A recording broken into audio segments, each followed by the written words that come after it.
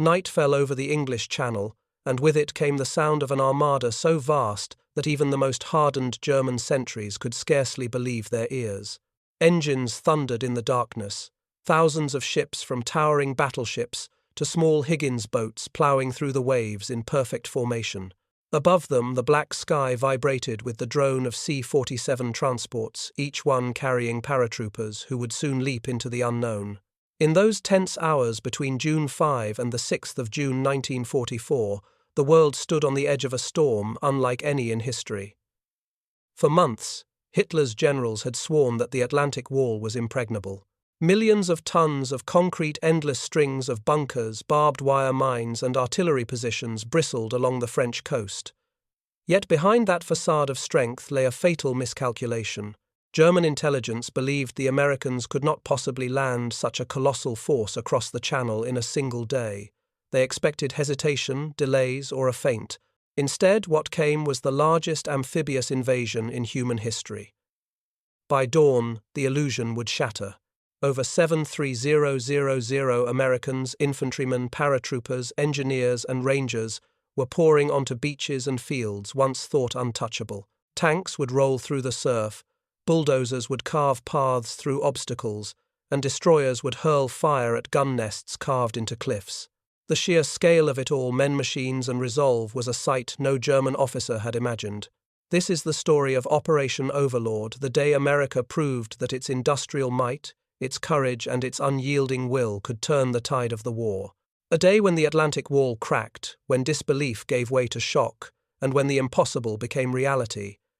In the summer of 1944, the fate of Europe balanced on a knife's edge. For almost 5 years, Hitler's armies had marched unopposed across the continent, raising their banners over Paris, Brussels, Warsaw, and Athens. The Wehrmacht still occupied vast stretches of land, and the Nazi propaganda machine boasted that the Atlantic Wall, Hitler's impregnable fortress, would crush any attempt to land on western shores. Concrete bunkers, minefields, and coastal guns stretched from Norway to the Spanish frontier. To Berlin, it was proof that any Allied army foolish enough to cross the Channel would be hurled back into the sea. But the Germans had made one crucial miscalculation. They did not fully understand the scale of American industry. By 1944, the United States was producing war material at a pace the world had never seen before. Factories in Detroit, Pittsburgh, and Los Angeles ran day and night building tanks, trucks, and aircraft by the tens of thousands.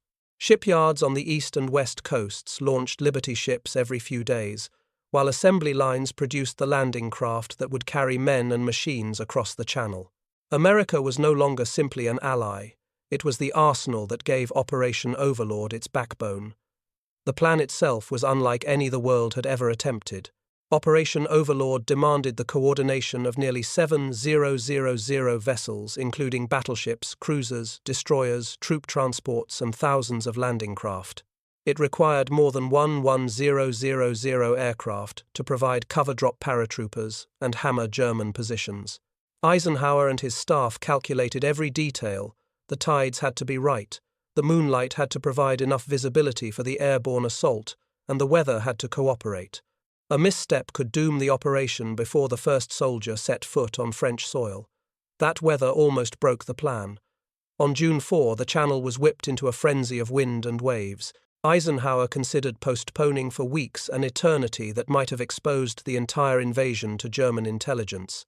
Then came the quiet voice of Group Captain James Stagg, the chief meteorological officer.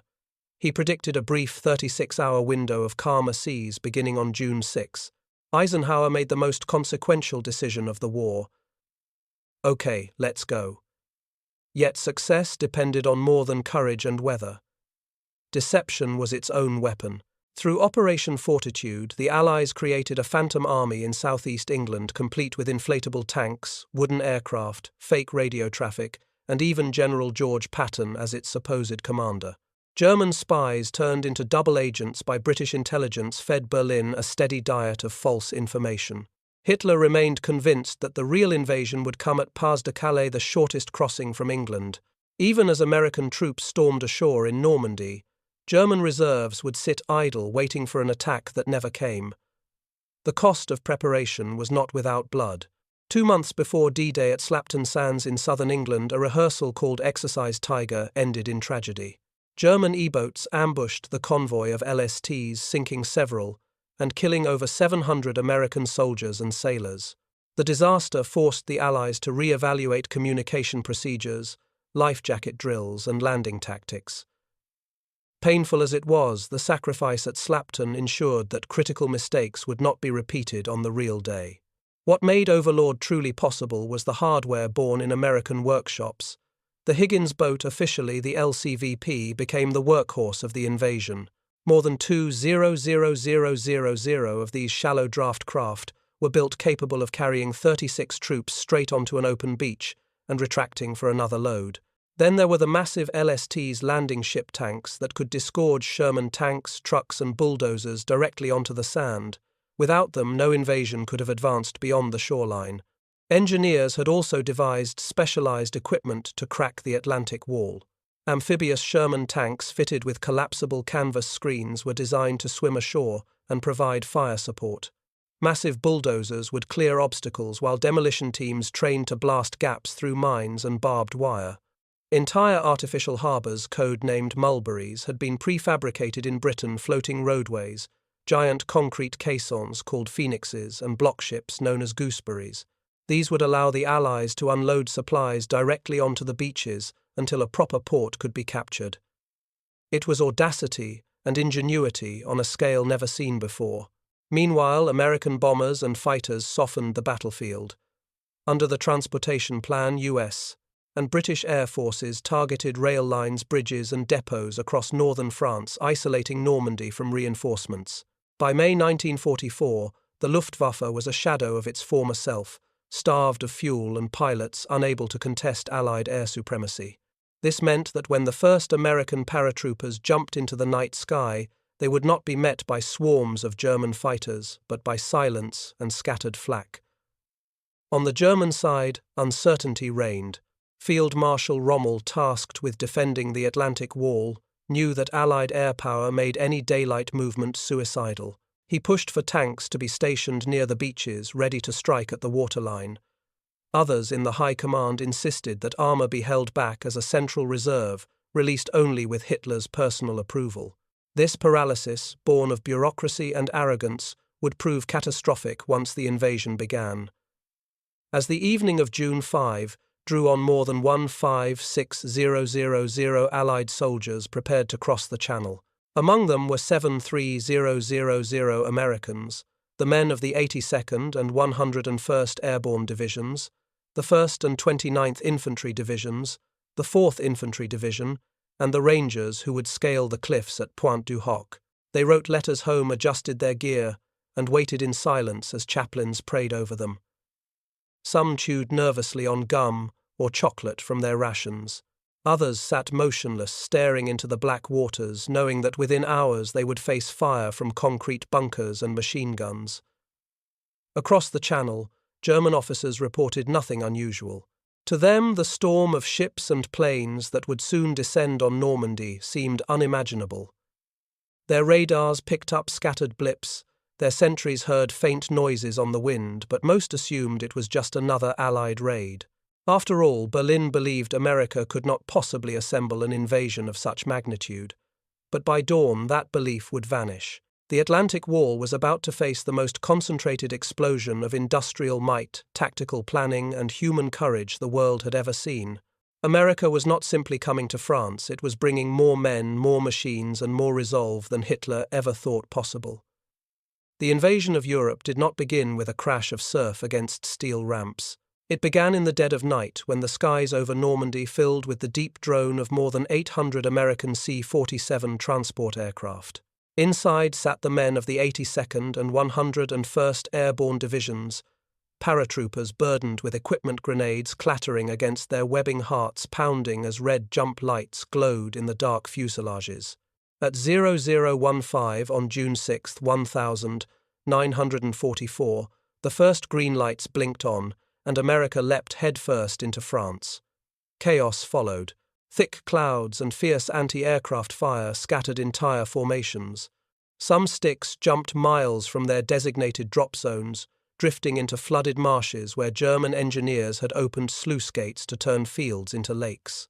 Paratroopers drowned beneath the weight of their gear, their bodies bobbing in the moonlight. Yet others clawed free and pressed on, gathering small clusters of men from every regiment, forming ad hoc bands that fought with whatever weapons they had.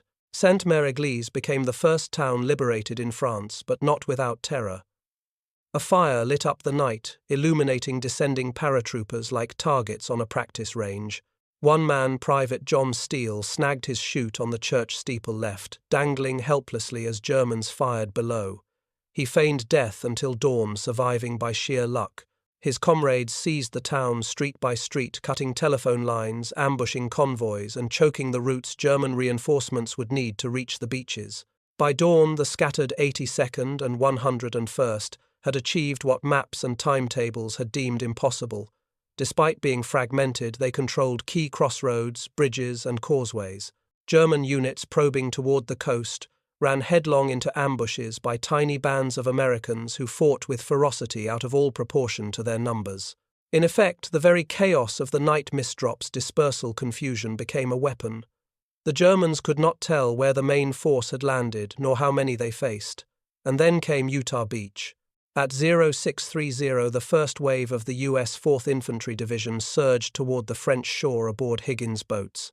Naval bombardment had already churned the coastline into smoking craters, but currents and navigational errors pushed the landing craft nearly 2,000 yards south of their intended sector. In most operations, such a mistake might have meant disaster. But fortune smiled on the Americans. They had landed opposite lighter defenses, missing the heaviest German fortifications entirely.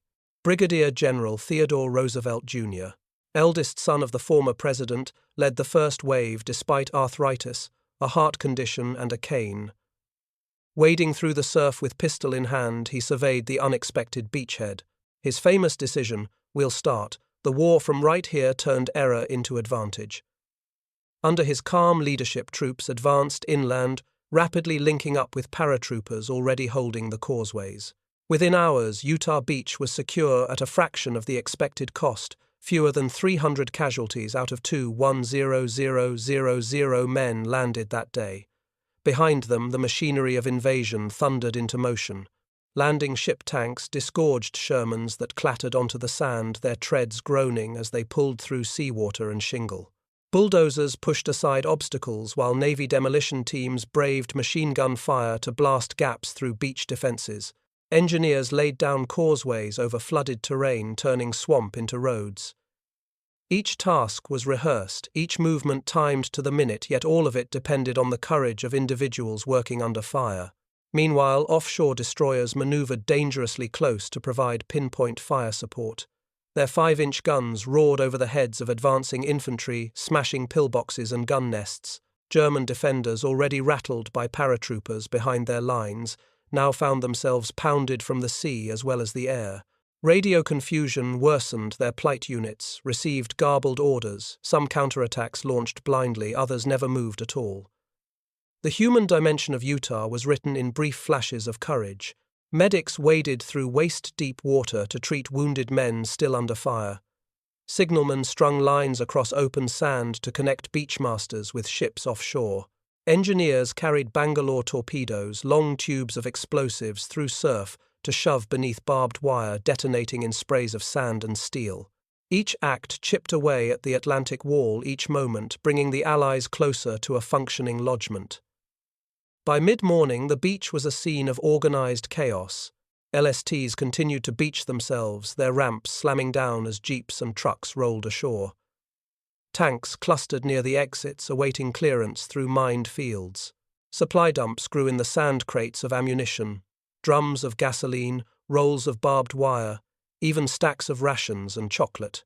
Military police directed traffic as if it were a New York street corner, managing thousands of vehicles under the thunder of artillery. German resistance around Utah remained scattered. The 709th Infantry Division, responsible for defending the sector, was under strength, poorly equipped, and hampered by flooded fields that made movement nearly impossible. Counterattacks fizzled as airborne troops clung to bridges and causeways, funneling the enemy into kill zones. The combination of paratrooper grit and Roosevelt's bold decision had secured the right flank of the Allied invasion. By evening of June 6, Utah Beach was firmly in American hands. Nearly 2,100,000 troops had come ashore, supported by hundreds of vehicles, tanks, and artillery pieces. Casualties were among the lowest of any landing zone, a stark contrast to the slaughter that would unfold at Omaha just miles away. Yet Utah's success was not luck alone. It was the product of preparation, improvisation, and sheer American determination, proving that even mistakes could be transformed into victory when backed by overwhelming resolve and resources. As night fell on the first day, exhausted paratroopers dug in around Sainte-Mère-Église while infantry consolidated the beachhead. Supply echelons already worked to push inland bridging marshes, clearing mines and preparing for the armored thrusts to come. The Germans still held strong points, but the initiative had shifted. America had carved its foothold into Fortress Europe, and from Utah Beach the tide of liberation would surge across France. But while Utah became a story of fortune and swift success just to the east, another chapter was being written in blood. At Omaha Beach, the Atlantic Wall would prove far less forgiving, and thousands of young Americans would be tested to their breaking point. If Utah was the invasion's stroke of fortune, Omaha was its nightmare. When the grey light of dawn broke over the channel, the men of the U.S. 1st and 29th Infantry Divisions saw not a friendly shoreline, but towering bluffs bristling with concrete bunkers, machine gun nests, and artillery. They called it the Bloody Omaha, though they did not yet know how true that name would become. The first blow fell before the ramps dropped. A heavy swell smashed against landing craft, tossing men violently inside. Dozens of amphibious Sherman tanks, DD tanks designed with flotation screens, slipped beneath the waves before reaching shore. Infantry watched helplessly as entire crews disappeared into the cold sea. When their Higgins boats finally ground into the shingle ramps, slammed down into curtains of bullets, men stepped into water red with blood, many cut down before they reached dry sand. The naval bombardment that was supposed to neutralize German defenses had fallen short. Low cloud cover had forced bombers to release early. Most bombs exploded harmlessly inland. Artillery bunkers on the heights stood untouched, and German gunners wasted no time in pouring fire into the kill zone below. The first waves of Americans were pinned behind a thin sea wall, unable to move forward yet unable to retreat. Casualties mounted by the minute, entire companies shredded within moments of landing. One survivor later recalled, "The beach was chaos, bodies everywhere, equipment burning the air full of smoke and screams. You couldn't think, you just prayed the next round wasn't meant for you." While infantrymen fought desperately for survival, a separate drama unfolded a few miles west at Pointe. Here the cliffs rose sheer above the surf, crowned by concrete casemates believed to house heavy German guns capable of sweeping both Omaha and Utah beaches. At 0630, Colonel James Rudder's 2nd Ranger Battalion leapt from their landing craft, grapple hooks and ladders in hand. Under a rain of grenades and machine gun fire, they scaled the 100-foot cliffs, some slipping back into the sea, others clinging to ropes slick with blood and seawater. By sheer grit, the Rangers clawed their way up and stormed the battery, only to find the great guns missing. The Germans had withdrawn them inland. Exhausted but undeterred, the Rangers pushed on, discovered the artillery pieces hidden in an orchard, and destroyed them with thermite grenades. Though nearly half their number became casualties, their mission denied the Germans a weapon that could have slaughtered thousands more on the beaches. Back on Omaha, the situation teetered on the edge of catastrophe. The shingle bank was clogged with wrecked landing craft, burning vehicles, and shattered bodies. German defenders of the 352nd Infantry Division, battle-hardened veterans, poured relentless fire into the trapped Americans. Officers were killed within minutes of landing, leaving dazed soldiers leaderless. Radios failed smoke-blinded navigation signals, and the tide crept in, threatening to drown the wounded lying helpless on the sand. Yet within this chaos, courage sparked. Small groups of men, often no more than a handful, took it upon themselves to advance. Engineers crawled forward with satchel charges, blowing gaps in wire and mines. A captain from the 116th Regiment rallied his survivors, shouting, "Get off this damn beach or you'll die on it." Slowly, painfully, the Americans began to infiltrate the bluffs, slipping through ravines and draws, fighting. hand-to-hand in trenches above. At sea, destroyer captains made decisions that textbooks never anticipated.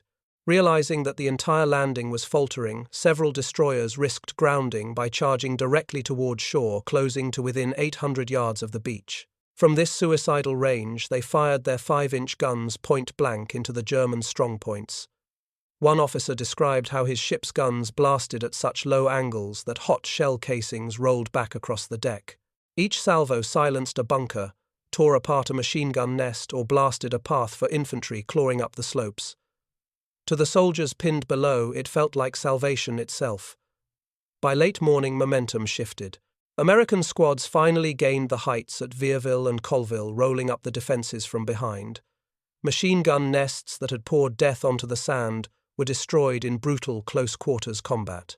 Engineers cleared paths for tanks and bulldozers, and by noon the first armored vehicles crawled off the beach and onto the plateau. What had seemed a doomed assault just hours earlier was slowly transforming into a foothold. The cost, however, was staggering. Of the 3,400 men who landed at Omaha on June 6, more than 2,000 became casualties in a single day. The beach was littered with wreckage, shattered landing craft, burned-out tanks, weapons, and the bodies of the fallen. Yet the Americans had done what the Germans insisted was impossible. They had cracked open the strongest sector of the Atlantic Wall. At Pointe du Hoc, the surviving Rangers dug in, isolated and low on ammunition, repelling counterattacks for 2 more days before relief reached them. Out of 225 who had landed, only 90 were still able to fight by the time reinforcements arrived. Their sacrifice became legend proof that determination and daring could overcome even the most brutal defenses. Omaha's ordeal was more than a battle, it was a test of will. The German defenders had every advantage of position, firepower, and preparation. Yet the Americans possessed something greater: the ability to endure horror, reorganize in chaos, and keep pushing forward when every instinct screamed to stop. By dusk, though bloodied, they stood atop the bluffs. Behind them, the beach filled with reinforcements. Ahead of them lay the road to Carrington and the eventual link-up with Utah. The day had begun with disaster, but it ended with a fragile victory. And in that fragile victory lay the foundation of a bridgehead that would ultimately spell Germany's doom. For if Omaha could be taken, then nothing in Hitler's so-called fortress was beyond reach. As the afternoon sun stretched across the beaches of Normandy, the fate of Operation Overlord hung in the balance. On the morning of the 6th of June, 1944, it had seemed possible that the greatest gamble in modern warfare might collapse in blood and surf. Omaha Beach had nearly broken the American assault. German counterattacks threatened to cut off isolated airborne pockets. At sea, commanders nervously watched tides creep higher, threatening to swamp landing craft stranded on the beaches. Yet by late afternoon, the storm of confusion began to transform into something else, a breakthrough that would change the course of history. The Germans had expected an invasion. What they had not expected was the speed, scale, and resilience of the American assault. By noon, thousands of U.S. soldiers were still pinned down at Omaha, but they had begun to climb the bluffs. At Utah, Brigadier General Theodore Roosevelt Jr.'s decision to attack from right here had already secured a solid foothold, and the paratroopers of the 82nd and 101st, despite being scattered across miles of countryside, were holding crossroads and bridges with a stubborn ferocity that unnerved German commanders. The German High Command faced a crisis of paralysis. The 352nd Infantry Division at Omaha had inflicted terrible losses but was itself shredded, its battalions unable to communicate. Rommel, the one man who might have directed an immediate armored response, was away in Germany celebrating his wife's birthday. His replacement officers hesitated, unsure of whether to commit the armored reserves without Hitler's personal authorization. And Hitler himself, lulled into complacency by the deception operations of fortitude, slept late into the day, refusing to believe that Normandy was the true invasion front. Every hour of German hesitation was a gift to the Americans. By the time Hitler finally released the Panzer reserves in the afternoon, Allied air supremacy had already sealed the battlefield. Waves of P-47 Thunderbolts and P-51 Mustangs swept down on the advancing armor rockets, shrieking into columns of tanks, strafing roads and bridges. German crews abandoned burning vehicles. their counteroffensive shredded before it could gather momentum. Eisenhower's bet on air power was paying off. No German unit could move by daylight without drawing the wrath of Allied aircraft. Meanwhile, the US Navy continued to pour firepower into Normandy. Destroyers rode so close to shore that sailors feared grounding, unleashing direct fire into German strongpoints. Off-Utah battleships fired massive salvos inland, shaking the earth beneath German bunkers. The psychological effect was devastating. German defenders, cut off from reinforcements and hammered from sea and sky, began to crumble under the relentless assault. On Omaha, the decisive moment came in the early afternoon. Small bands of Americans, often no more than 30 or 40 men, had clawed their way through gullies and draws up the bluffs. Supported by naval gunfire and sheer grit, they overran the German strongpoints from behind. Machine gun nests that had dominated the sand all morning were silenced one by one. By 3:00 p.m., the first Sherman tanks clattered off the beach onto higher ground. Omaha, once on the brink of annihilation, was now secured. The Rangers at Pointe, though bloodied and cut off, held firm against repeated counterattacks. Their destruction of the German artillery pieces inland had ensured that both Utah and Omaha beaches were spared devastating bombardment. The price was horrific. Less than half of Rudder's Rangers were still able to fight, but their success symbolized the audacity of the entire operation. By evening, the scale of what had been achieved was becoming clear. Nearly 7,300 Americans were ashore, joined by their British and Canadian allies on the eastern beaches. The beachhead stretched across 50 miles of French coastline.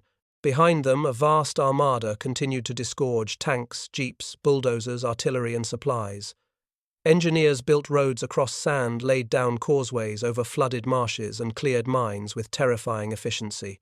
The logistical machine of America was now grinding forward on French soil. For the Germans, the shock was staggering. The Atlantic Wall, hailed in propaganda as unbreakable, had been shattered in a single day. The Luftwaffe had been virtually absent, its fuel-starved squadrons unable to mount more than a token response. The vaunted panzer divisions had been paralyzed by indecision, delayed by Hitler's interference, and torn apart by Allied air power. Instead of repelling the invaders, German units now fought for survival against a tide of men and machines that seemed endless. One German officer captured on June 7 admitted bitterly, "We did not think the Americans could do this. We thought the sea itself would defeat them." Instead, it delivered an army greater than we could imagine. The climax of D-Day was not a single dramatic charge or victory cry.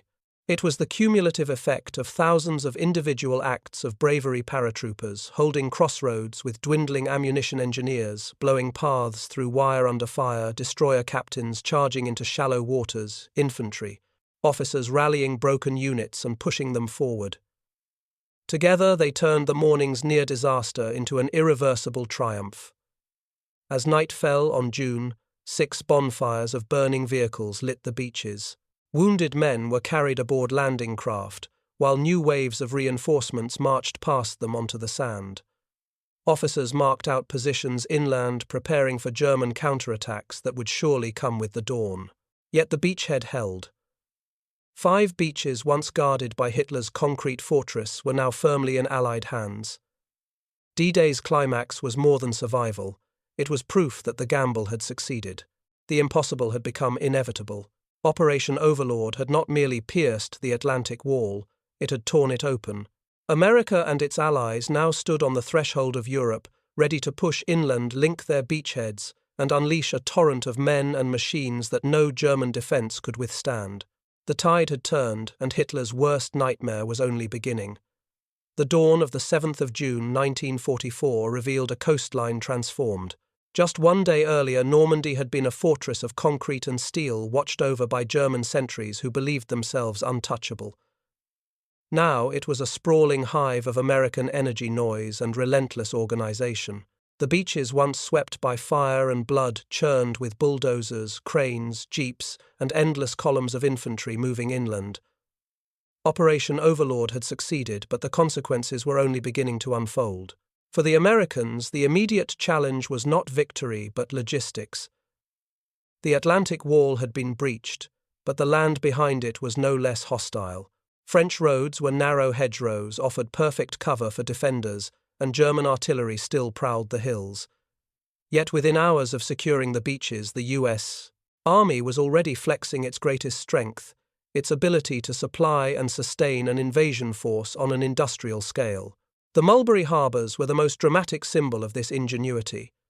These artificial ports floated across the channel in sections were assembled off Omaha and Gold beaches. Massive concrete caissons called phoenixes were sunk to create breakwaters. Floating roadways stretched like metallic snakes over the surf, linking ships to land. Within days, freighters were unloading tanks, trucks, and artillery directly onto French soil. At Omaha, Mulberry A became a lifeline, moving thousands of tons of supplies per day. When a storm struck in mid-June and destroyed much of the harbor, the Americans did not falter. They improvised rhino ferries, pontoon causeways, and sheer manpower kept the flow going. The message was unmistakable. No obstacle, not even the fury of the sea, could slow the American machine. The numbers themselves stunned German intelligence. By June 30, just 24 days after D-Day, more than 85,000 Allied troops, including nearly 500,000 Americans, had landed in Normandy. Alongside them came 148,000 vehicles and 57,000 tons of supplies. It was a torrent of steel and manpower, a logistical miracle that erased any German hope of containing the beachhead. Hitler's boast that the Atlantic Wall would hold for at least 6 weeks before collapsing had been exposed as delusion. The Americans had transformed bare sand into a functioning port complex in less than 1 month. This torrent of supplies soon became rivers of firepower. On July 25, under the thunder of 3,000 American bombers, Operation Cobra tore open the German front near Saint-Lô. Armored divisions surged through the gap, racing across Brittany and swinging south to encircle German forces. By mid-August, the Falaise pocket had closed, trapping over 5,000 German soldiers. Those who escaped fled east in shattered columns, harried by Allied aircraft and hunted by French resistance fighters. Meanwhile, Paris, long humiliated under Nazi occupation, rose in revolt. American tanks of the 4th Armored Division rolled into the city on August 25, greeted by cheering crowds waving tricolor flags. For the French, it was liberation. For the Germans, humiliation. For the Americans, it was the fulfillment of a promise that democracy could return to the heart of Europe. The strategic consequences of Overlord rippled across the globe. With the Western Front reopened, Hitler could no longer concentrate his dwindling resources solely on the Eastern Front. The Red Army, already advancing westward after victories at Kursk and in Ukraine, now pressed forward with renewed confidence. German commanders were forced to split their panzer reserves, dividing them between the Soviet steamroller and the relentless American-led advance in the West. It was a two-front war of the kind Germany had always feared, and it was unsustainable. The psychological shock was just as profound. For years, Nazi propaganda had promised that Fortress Europe was unassailable. The Atlantic Wall had been portrayed as an invincible shield of modern engineering, a barrier of steel and concrete that no army could cross. On the 6th of June, 1944, that myth died. Ordinary German soldiers, once confident of their strongpoints, now whispered of American destroyers charging to point-blank range of paratroopers, materializing from the night sky of tanks rolling ashore in endless streams. Defeatism spread like a shadow through the ranks. The Americans, by contrast, discovered a new confidence. D-Day had tested their citizen army in the most brutal crucible imaginable. They had endured chaos at Omaha, confusion in the marshes of Cotentin, and the fury of German counterattacks. Yet they had held firm. The message reverberated from the White House to the smallest Midwestern town. America could not only build the arsenal of democracy, but wield it decisively on the battlefield. And yet the price was steep. Nearly 4,400 Allied soldiers died on D-Day, with American losses around 2,500. Thousands more were wounded, missing, or captured. Their graves soon dotted the soil of Normandy, silent testimony to the cost of liberation. But even in sacrifice there was meaning. Each cross and Star of David marked the turning of the tide, the proof that tyranny could be confronted and beaten. The long-term legacy of Overlord went beyond victory in Europe. It demonstrated the power of coalition warfare, Americans, British Canadians, Free French, and countless others fighting shoulder to shoulder. It underscored the decisive role of logistics and industry, showing that modern wars were won as much in factories and shipyards as on battlefields. And it laid the foundation for the post-war transatlantic alliance that would shape the world for decades to come. For Hitler, the invasion was a prophecy fulfilled. Years earlier, he had warned his generals that Germany must never face a war of attrition against industrial giants. On the 6th of June 1944, that nightmare became reality. The Americans had not only crossed the Channel, they had crossed the threshold into the Reich's heartland. Every day that followed brought more divisions, more tanks, more aircraft, until the Wehrmacht's ability to resist collapsed entirely. The meaning of D-Day was not just military, it was moral. It was proof that democracy, when threatened, could summon a fury of steel and sacrifice strong enough to topple dictatorships. It was the day when ordinary American farm boys, clerks, and factory workers carried freedom on their backs into a continent enslaved by tyranny. And it was the day when the world learned that America could land more men and machines in a single dawn than Hitler ever dared to believe possible. By the end of August 1944, the Allies stood triumphant across northern France. But the war was not yet over. Ahead lay the Ardennes, the Rhine, and the final push into the heart of Germany itself. Still, the momentum was irreversible. The Atlantic Wall had crumbled, and with it the illusion of Nazi invincibility. From that moment forward, the clock on Hitler's regime ticked inexorably toward midnight. The beaches of Normandy, scarred and smoking in June 1944, became more than a battlefield. They became a symbol, an enduring testament to what happens when an industrial democracy commits its full weight to a cause. Operation Overlord was not just the largest amphibious invasion in history, it was the day America proved that it could move mountains of steel men and resolve across an ocean and crush a fortress built on fear and propaganda. To understand its legacy, one must first grasp the scale of what had been achieved. In a single 24-hour period, the United States and its allies had landed 156,000 men in France, including more than 7,300 Americans. They had placed over 5,000 ships, 11,000 aircraft, and tens of thousands of vehicles into synchronized motion. By the end of June, nearly 1 million Allied troops were ashore, supported by hundreds of thousands of vehicles and mountains of supplies. Such numbers were more than statistics. They were the visible proof of American industrial supremacy. Hitler's generals had dismissed the idea that the US could coordinate such a feat. They had been wrong. Operation Overlord also redefined the art of modern war. For centuries, commanders had dreamed of amphibious invasions on a grand scale, Xerxes crossing into Greece, William the Conqueror sailing to Hastings, Napoleon contemplating an invasion of England. Yet none had ever matched the complexity of the 6th of June, 1944. America's planners combined deception, meteorology, naval firepower, airborne drops, and logistical engineering into one seamless operation. The lessons learned that day about joint operations, supply chains, and air supremacy still shape military doctrine in the 21st century. The human legacy was equally profound.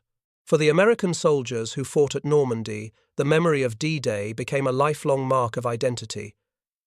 Veterans spoke of Omaha, Utah, Pointe du Hoc, and Sainte-Mère-Église with a mixture of pride and sorrow. Many carried scars, both visible and hidden. Yet they also carried the knowledge that their sacrifice had helped liberate a continent.